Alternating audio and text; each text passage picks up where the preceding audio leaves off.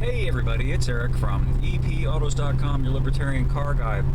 Wanted to talk a little bit this morning about something in the news. Apparently the current EPA administrator, Lee Zeldin, has said something to the effect of they're going to do all they can to get rid of automatic stop-start technology, i.e. ASS. And if ever there was an honest acronym, that is it. ASS, of course, is the system that has curiously become standard in all new cars. And I say curiously because I don't know a single person who said, yeah, I really like the idea of my engine shutting itself off every time the vehicle comes to a stop, and then the air conditioning shutting off because the mechanically driven air conditioning compressor isn't running. And then when I take my foot off the brake, the car restarts, ka-chug, ka-chug, ka-chug, and there's that little delay before the car can actually move. Now, it's not a huge delay, but nonetheless, the point is, curious that this stuff was just pushed into cars. Now, Zeldin implied that it is something that the manufacturers, i.e. the car companies, have done. And that's absolutely not accurate, in the sense that, sure, they did install it, but why? They didn't do it because they think it's a great idea and they think that the people who buy their cars want it.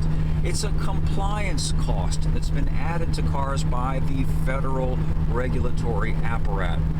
The whole concept is that by shutting off the engine at every red light and every other time the car stops, you're going to save a little bit of gas. Now, it's nothing that's going to matter to you, the vehicle owner, because the savings amount to about maybe 1 mile per gallon on the positive side, which is offset by the increased cost of all of the components of the ASS system, and also the shorter life of things like batteries, which get discharged more often, and possibly also starter motors, and possibly also the engine itself, since when the engine is off, so is the oil pump.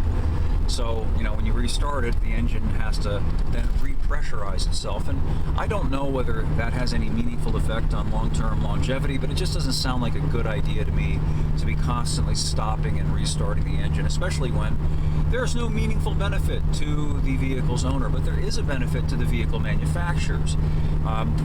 One car getting 1 mile per gallon, better or worse, is kind of irrelevant. But when you factor that over a vehicle fleet, and that's how federal corporate average fuel economy figures are calculated, it ends up mattering.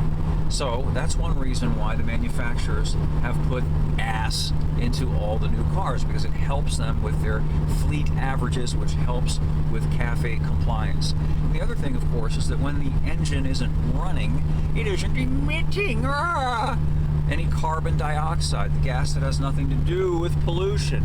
And there again, we run up into another compliance cost by reducing the car's carbon footprint. It helps the manufacturers comply with the regulations. And again, all these costs are passed on to you. Now, to get back to Zeldin, and again, I haven't dug into this yet, so I'm not exactly sure what the situation is. It's not a matter of telling the car companies, hey, stop putting ASS in cars. It's a matter of telling the EPA to stop imposing regulations that effectively force the vehicle manufacturers to install ASS in their vehicles. That's the problem. And so far, I've yet to see anything coming out of the Trump administration that directly challenges these regulations as such. Specifically, the gas mileage thing. Why is the federal government involved in that at all? Why are there any CAFE standards at all? Why is it any of the federal government's business how much gas your vehicle that you choose to buy, no one's forcing you to buy it, uses or not, and how much you spend on gas? Because again, you're choosing. It's not as if there aren't economical vehicles to choose from. There are economical vehicles to choose from. There always have been, there always will be, because for some people that's a primary consideration.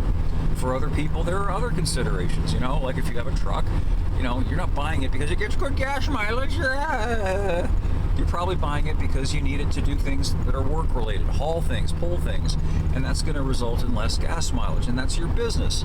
So the federal government ought to have nothing to do with that. And as far as this stuff having to do with the emissions of carbon dioxide, again, it's based on a fatuity. You notice that they always have to use this dishonest terminology.